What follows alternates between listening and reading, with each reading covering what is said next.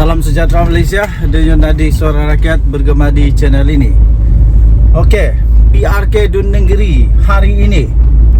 Pertama sekali saya ingin ucapkan kepada Pakatan Harapan Barisan Nasional yang berjaya membentuk satu kerjasama yang padu sehingga tak ada gaduh-gaduh.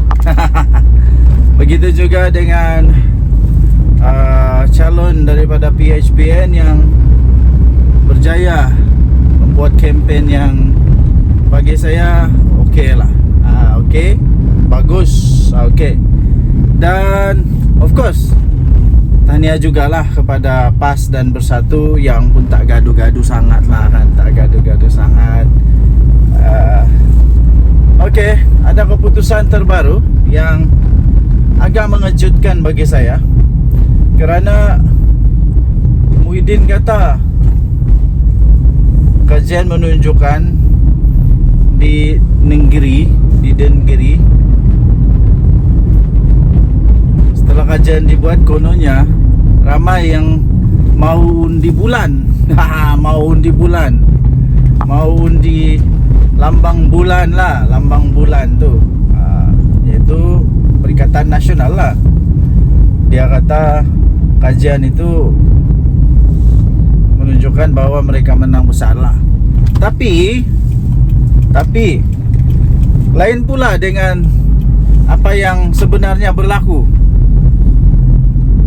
Apabila saya memberikan satu kajian ataupun undian secara terbuka melalui channel ini, soalannya senang saja. Siapakah yang menang di PRK Dun Negeri? Kemudian saya berikan dua pilihan. Pilihan yang pertama PHBN, pilihan yang kedua ialah PN lah, PAS. Agak mengejutkan sebab ia bertentangan dengan apa yang Muhyiddin kata.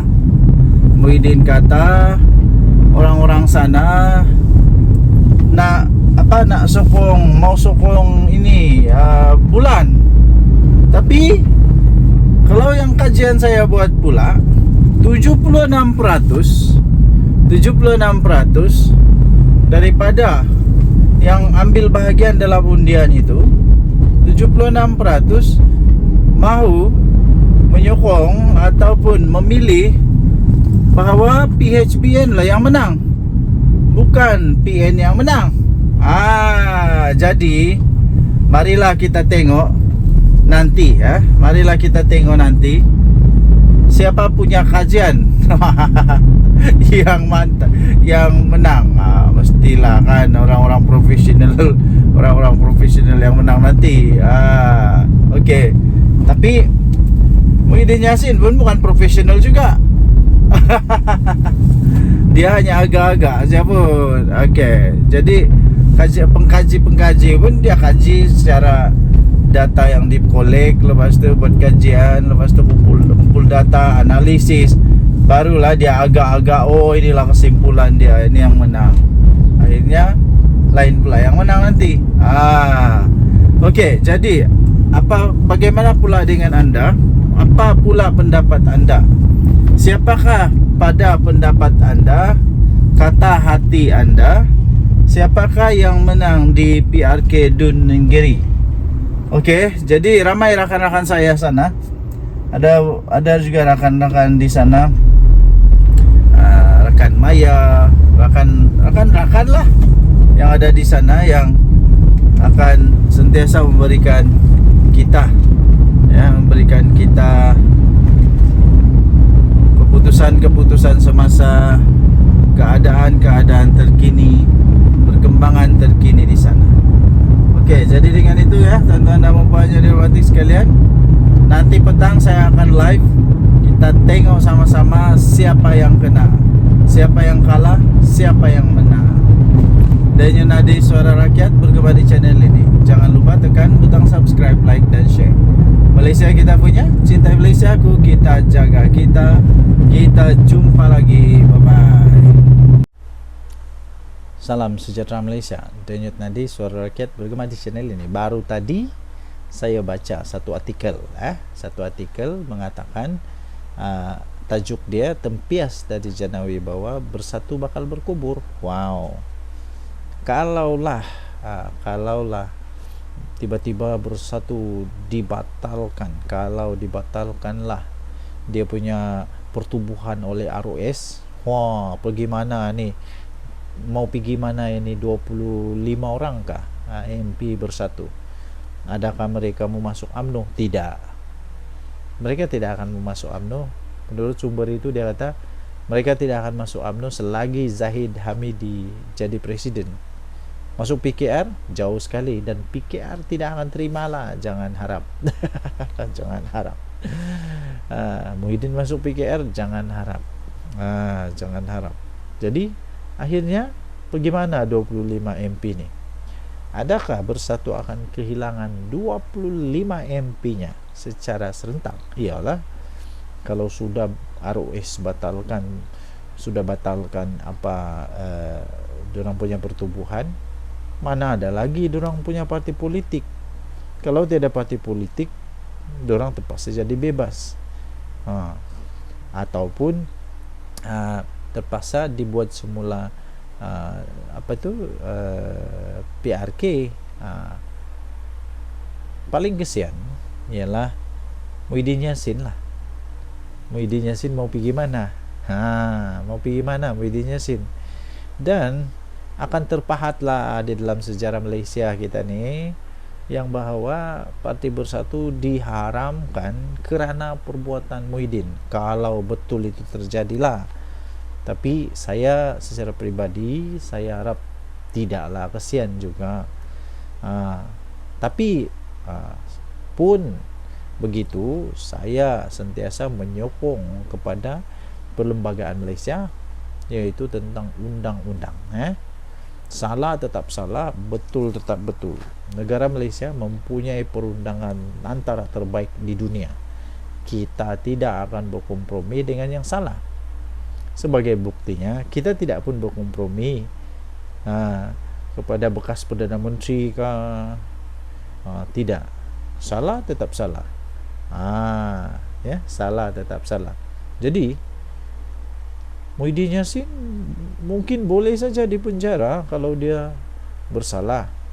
Pada masa yang sama, tempiasnya terkena pula dekat Bersatu. Sebab menurut sumber itu yang saya baca tadi itu, anda boleh lihat di Harapan Daily. Bertarik hari ini dia bertarik kemarin 15 Ogos 2024, tempias Jana Wibawa Bersatu bakal berkubur. Menurut sumber yang dipetik itu, dia kata begini, lain pula ia berlainan daripada kes Najib.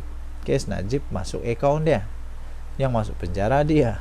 Yang ini ia berlainan daripada kes Najib, di mana wang pada kali ini, pada waktu zaman Bersatu ini, zaman Jana Wibawa ini, wang yang dimasukkan itu ke dalam akaun pribadi waktu zaman Najib. Tapi zaman Jana Wibawa ini, dia bukan masuk ke dalam akaun pribadi, tapi wang itu dimasukkan ke dalam akaun bank Parti Bersatu. Wah, jadi tuan-tuan dan puan-puan yang dihormati sekalian, sekiranya didapati bersalah,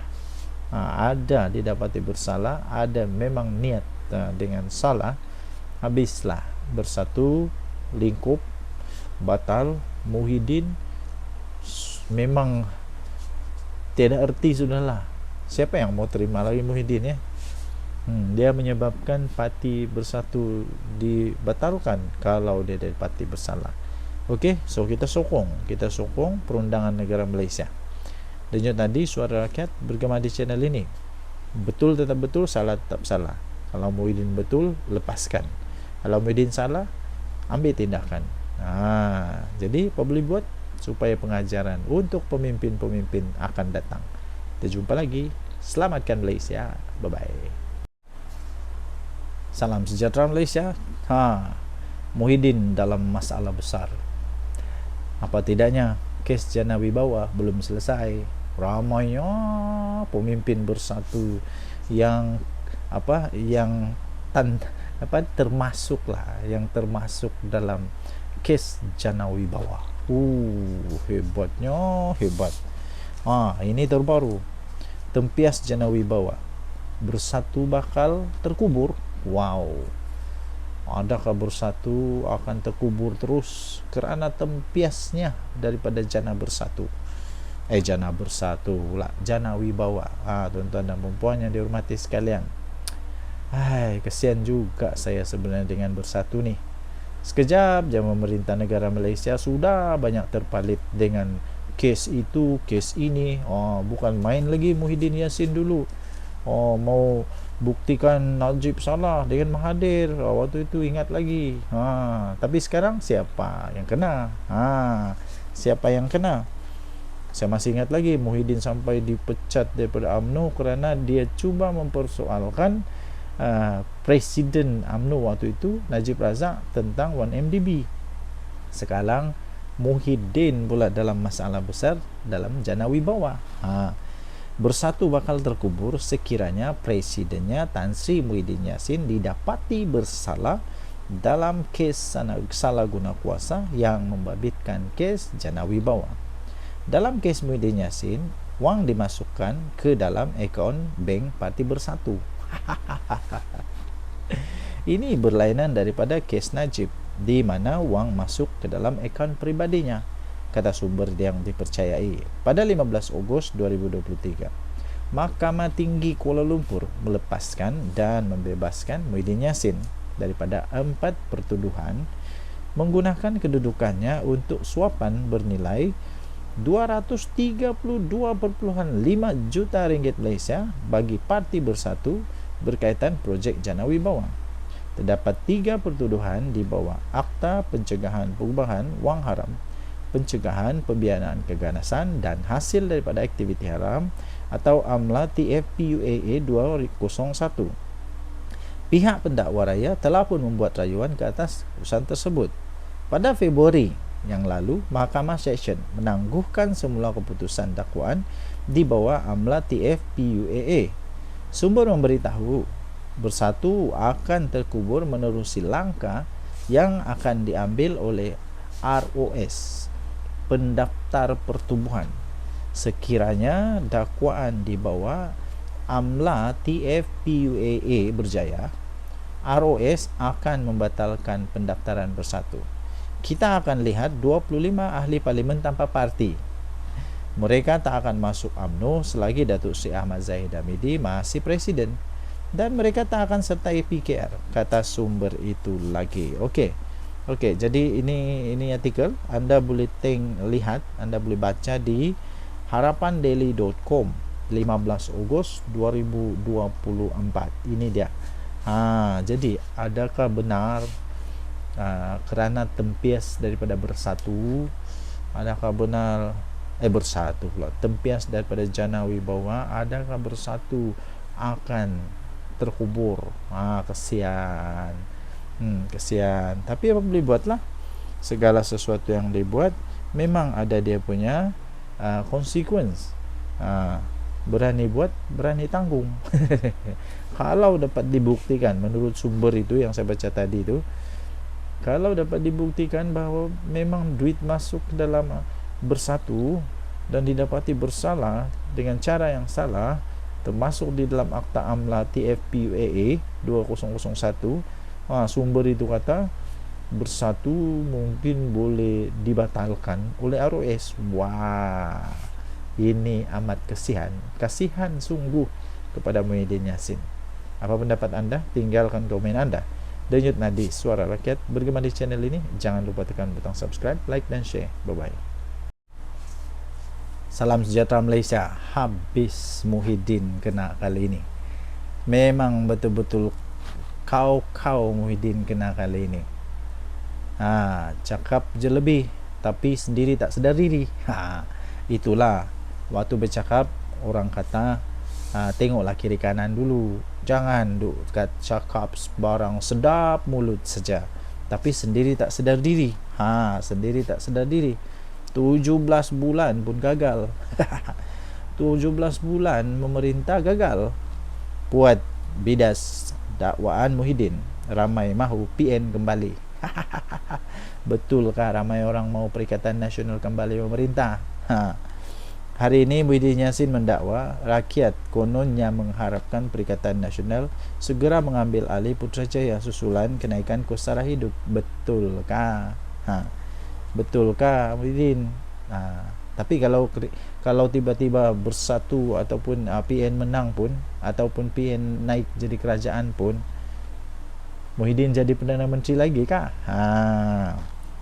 Seorang pemimpin UMNO meminta Muhyiddin Yassin menasihatkan Kerajaan Kelantan terlebih dahulu yang ditunjangi oleh PAS untuk menyelesaikan masalah pengundi negeri, berbanding teruslah menunggang isu kos sara hidup demi menagih undi. Ahli Majlis Kerja Tertinggi UMNO Puat Zarkarsi berkata, PAS yang telah pun memerintah Kelantan selama lebih 34 tahun masih gagal sampai sekarang ini menyelesaikan geran tanah penduduk negeri, selain isu air bersih dan pembalakan yang semakin meruncing. Dia kata Muhyiddin tidak perlulah tunggang isu kos sara hidup untuk menipu rakyat negeri.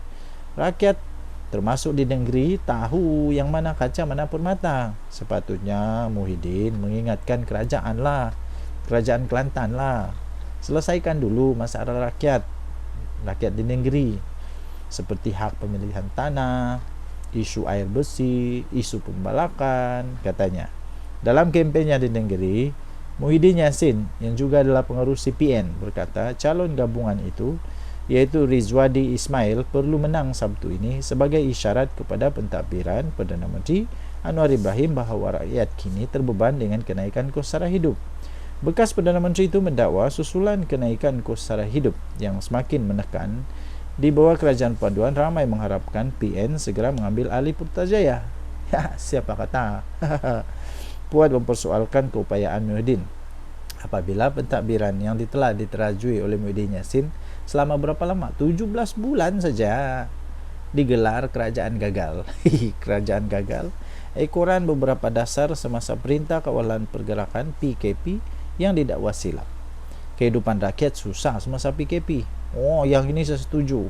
Oh, waktu tu memang susah betul tau. Kehidupan rakyat memang susah waktu PKP. Ramai jadi bankrupt, hilang kerja, bisnes tutup, ekonomi negara terjejas teruk kerana dasar PKP Muhyiddin yang silap, kata Puat Zarkarsi. Rakyat negeri tahu kemampuan Muhyiddin, katanya. Puat juga menyifatkan Muhyiddin sebagai bermimpi apabila membangkitkan isu basi dah, dengan mendakwa beliau sepatutnya menjadi Perdana Menteri ke-10, bukannya Anwar. Mimpi lagi Muhyiddin ni agaknya. Dia dakwa Agong silap kerana tidak memanggil dia mengangkat sumpah. Mana ada Agong pernah silap? Tidak. Agong sentiasa buat keputusan yang betul untuk negara Malaysia. Ternyata Muhyiddin masih bermimpi untuk jadi Perdana Menteri, walhal dia sudah pun terbukti Perdana Menteri gagal dan mampu bertahan 17 bulan saja, kata Puat Zarkarsi. Okey, untuk mendapatkan berita ini anda boleh layari di Free Malaysia Today. Tarikhnya 15 Ogos 2024. 17 bulan pun gagal. Puat bidas dakwaan Muhyiddin, ramai mahu PN kembali. Tinggalkan komen anda. Denyut nadi Suara Rakyat bergema di channel ini. Jangan lupa tekan butang subscribe, like dan share. Bye bye. Salam sejahtera Malaysia. Terbaru, baru saja diterima sebentar tadi. Adakah UMNO sebenarnya sudah mengetahui bahawa mereka sudah kalah? Mereka sebenarnya sudah kalah, menjangkakan memang sudah kalah di PRK Dun Negeri. Adakah UMNO memang sudah tahu mereka akan kalah? Ini daripada sahbudin.com.net 14 Ogos. Apakah ini bermakna UMNO sudah jangka akan kalah di Dun Negeri? Menurut laporan, UMNO tidak akan menjemput pimpinan tertinggi parti dari kerajaan perpaduan bagi menghadiri Perhimpunan Agung UMNO tahun ini, PAU 2024. Setiausaha agungnya sendiri, iaitu Dr. Ashraf Wajdi Dusuki, berkata Perkara itu telah dibincang dalam mesyuarat Majlis Pimpinan Kerajaan Perpaduan supaya PAU yang berlangsung pada 21 sehingga 24 Ogos ini mengutamakan keluarga UMNO terlebih dahulu. Tahun pertama, katanya tahun pertama kita buat jemputan. InsyaAllah mungkin tahun depan atau tahun sebelum PRU biasanya begitu jugalah buat jemputan katanya. Tahun ini kita beri ruang untuk keluarga besar UMNO berbincang secara kekeluargaan katanya. Pada sidang media sempena PAU 2024. Pada tahun yang lalu, Datuk Seri Anwar Ibrahim yang juga Presiden PKR dan pengerusi Pakatan Harapan telah hadir buat julung kalinya ke PAU 25 tahun selepas dipecat daripada UMNO. Kali terakhir beliau berada di pentas yang sama ialah pada bulan Jun 1998 yang lalu selaku timbalan Presiden UMNO pada ketika itu sebelum beliau dipecat 3 bulan kemudiannya. Sesungguhnya keputusan UMNO untuk tidak menjemput pimpinan tertinggi parti yang membentuk kerajaan perpaduan ini dalam menghadiri PAU tahun ini adalah sesuatu yang amat pelik. Ini kerana PAU tahun lepas mereka dijemput dan kemudian dikata pula jemputan akan dilakukan semula pada PAU tahun depan dan seterusnya. Maknanya hanya tahun ini saja tidak dijemput. Kenapa hanya tahun ini tidak jemputan? Adakah ini bermakna UMNO sudah tahu bahawa calon mereka akan kalah dalam PRK Nenggiri pada 17 Ogos ini? Sebelum ini Presiden UMNO Ahmad Zahid Hamidi pernah dipetik sebagai berkata, kemenangan calon UMNO di Nenggiri adalah penting agar ia memberi makna kepada PAU 2024 yang akan berlangsung 4 hari selepas pengundian di Nenggiri itu. Sehubungan itu, beliau yang juga adalah timbalan Perdana Menteri menggesa jentera kempen untuk bekerja keras bagi memastikan kemenangan calon BN dalam PRK tersebut. Beliau kata kekalahan kita pada PRN ke-15 di Dun Negeri cuma 810 majoriti yang diperoleh oleh Muhammad Azizi Abu Naim. Datuk Ramli Muhammad Nur, timbalan yang di-Pertua Dewan Rakyat, tahu ramai pengundi orang asli tidak keluar atas sebab tertentu. Ramai pengundi di kawasan Kesedar juga tidak keluar mengundi. Selain itu, 9 pusat daerah mengundi di kampung tradisional dan 1 rancangan Felda Perasu ada masalah. Tapi kali ini, Alhamdulillah katanya. Okey, jadi saya terus ke hujungnya saja. Begitupun, kenapa tiba-tiba pemimpin tertinggi parti-parti dalam kerajaan perpaduan tidak dijemput pada PAU kali ini? Adakah Zahid Hamidi sebenarnya tidak yakin dengan kemampuan untuk mampu menang? Kemenangan mampu diraih di Dun Negeri. Apakah ini juga bermakna semua jentera kempen BN Barisan Nasional sudah tidak mampu menolong Zahid lagi bagi memastikan calon Barisan Nasional mencipta kemenangan di Negeri? Aduh, pening kepala. Dia kata. Denyut nadi Suara Rakyat bergema di channel ini. Jangan lupa tinggalkan komen anda. Pada pendapat anda, siapakah yang bakal menang di Dun Negeri? Kita jumpa lagi. Bye-bye. Salam sejahtera Malaysia. Denyut nadi Suara Rakyat bergema di channel ini. Okey, tuan-tuan dan puan-puan yang dihormati sekalian, tinggal hanya 1 hari saja lagi untuk PRK Nenggiri, Dun Negeri, yang akan kita akan melihat 1 lawan 1 di antara UMNO dan juga Bersatu. Baik, sebelum itu saya ingin bertanya kepada tuan-tuan dan puan-puan yang dihormati sekalian.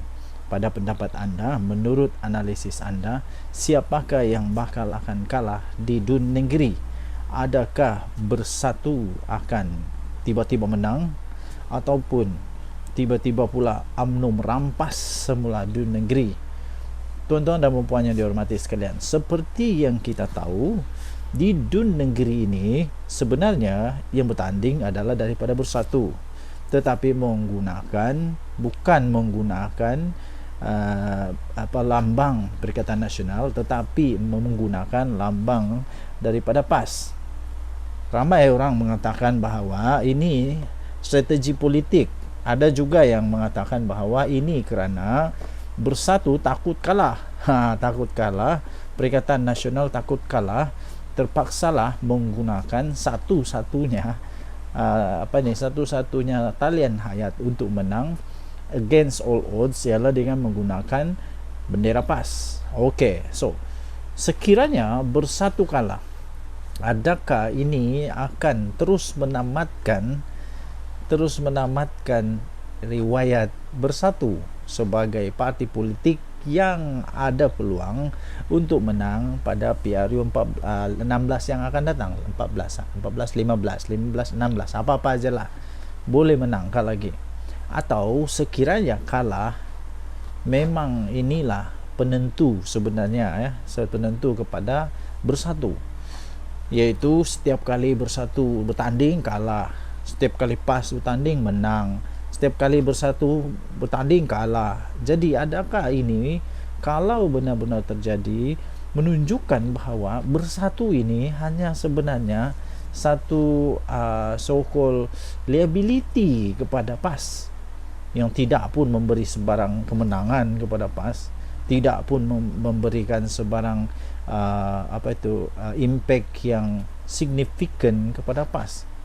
Adakah bersatu hanya menumpang bayang-bayang PAS, tuan-tuan dan puan yang dihormati sekalian? Tetapi pada masa yang sama, ini akan memberikan satu gambaran baru kepada UMNO. Sekiranya UMNO menang tanpa kelibat daripada PH, daripada Pakatan Harapan, menyatakan bahawa UMNO sudah kuat semula. Tetapi kalau UMNO kalah pula, memang ini menunjukkan bahawa bersatu dengan PAS lebih kuat daripada Barisan Nasional. Maksudnya Perikatan Nasional lebih kuat dari Barisan Nasional. Tuan-tuan dan puan yang dihormati sekalian, kita nantikan satu hari dari sekarang, sekiranya tiba-tiba bersatu kalah, ramai orang yang kata ini masanya untuk Muhyiddin undur diri dari politik ataupun undur diri daripada jawatan tertinggi dalam Perikatan Nasional. Sudah tiba masanya Muhyiddin meletak jawatan, memberikan peluang kepada ubi baru. Kalau tak menang juga, memang something wrong somewhere. Sebab selama ini bila PAS bertanding menang, bila bersatu bertanding kalah. Jadi ini menurut ramai rakan-rakan, ini satu indikasi sebenarnya bahawa bersatu tidak kuat. Apa pendapat anda? Sila tinggalkan komen anda. Denyut Nadi, Suara Rakyat, bergema di channel ini. Jangan lupa tekan butang subscribe, like dan share. Bye-bye. Salam sejahtera Malaysia. Saya belum bercakap lagi sudah rasa lucu. Belum saya bercakap pun saya sudah rasa lucu. Apa yang lucunya? Ada dengar kata, tadi saya tonton video Jufazli dengan gelak yang memang lucu betul. Dia kata Perikatan Nasional, ada 11 ahli parlimen daripada Barisan Nasional akan melompat parti ataupun akan menarik sokongan daripada kerajaan selepas PRK Sungai Bakap. Inilah cerita lucu, cerita dongeng, inilah cerita paling tidak masuk akal untuk 1 Julai 2024, dia kata. Saya pun mau gelak juga lah. Entah cerita dari mana, entah ini cerita kedai kopi mana yang dapat ini, dan entah tok kadok, entah mana yang cerita ni, entah mana nenek kabayan yang cerita tentang benda ni. Tidak akan berlaku, tidak mungkin akan berlaku. Yang mungkin berlaku ialah disahkan, mungkin ada lagi yang sokong PM. Mungkin ada yang letak jawatan daripada Perikatan Nasional. Itu yang mungkin boleh berlaku. Kenapa? Sebab sudah ada anti lompat parti. Jadi kalau mau sokong kerajaan tidak boleh, susah sudah. Jadi satu-satunya cara letak jawatan lah. Letak jawatan. Yang dari dulu Hadi Awang kata PM Anwar akan tumbang bila-bila masa. Tak sampai sudah sekarang bertambah lagi usia Tok Guru Hadi Awang. 1 tahun lagi pun tidak tumbang-tumbang. Adakah nanti 10 tahun dari sekarang baru tumbang kerajaan ini? Tidaklah, tidak akan tumbang. Kalau tumbang pun waktu pilihan raya lah kot. Waktu pilihan raya lah kot. Tidak ada lagi orang yang minat untuk tebuk-tebuk belakang, tebuk-tebuk atap, tidak ada lagi. Lagipun yang di Pertuan Agong sekarang tidak berminat dengan tebuk atap. Tidak berminat dengan pintu belakang, main belakang, tidak. Agung sekarang, Agung yang tegas. Tidak ada harapan lagi. Untuk Atok Mahathir mau buat lagi plan A, plan B, plan C, plan D, Q. Belum pasti lagi dan tidak akan adalah. Pilihan raya 3 tahun dari sekarang. Waktu itu umur Mahathir 101 tahun. Waktu itu umur Mahathir 101 tahun. Persoalan memanglah manusia masih ada lagi ke Mahathir waktu itu. Kalau dia masih ada pun masih kuat lagi kah untuk berjajah-jajah, menjajah-jajah campaign. Kalau dia jadi MP waktu itu, tahu? Kalau dia jadi ahli parlimen waktu itu, umur dia akan menjadi umur MP paling tua. Masih boleh berjalan? Saya pun tidak tahu. Masih boleh jalan lagi kah tidak? Jadi yang pastinya 11 MP daripada Barisan Nasional yang konon mau sokong Perdana Menteri itu tidak akan jadi. Jangan risau, tidak akan jadi. Kalau ada, kalau berani, nyatakanlah siapa dia orang. Yang pasti tiada. Tiada. Kesian. Bermimpilah di siang-siang hari. Berdoalah banyak-banyak supaya boleh jadi Perdana Menteri di pulau di planet Pluto ataupun di bulan. Buatlah parlimen baru di bulan supaya boleh jadi Perdana Menteri di sana. Denyut nadi suara rakyat bergema di channel ini. Jangan lupa tekan butang subscribe, like dan share. Malaysia kita punya, cintai Malaysia aku, kita jaga kita. Bye bye.